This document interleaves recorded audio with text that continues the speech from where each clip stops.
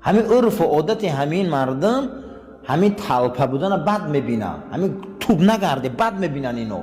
همین در یک جا 4 کس بینن اینو در حال همین مقصد اگه همین ناظری منطقه رو خبر میتیم هم خلاصن یا نه چی بینو جمع شدیم.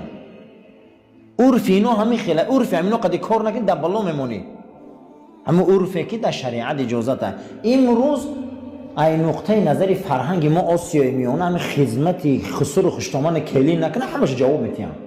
اگر این معویزه رو گوش کنی و خدمتی و واجبات ایمان نیست، من سوال میتونم که اگر خدمت خسر و خشتامان چخله مگه واجب سنت نیست خیر ایمان خدمت نکنه مگر اونم هم مزنه کار از خرطیم.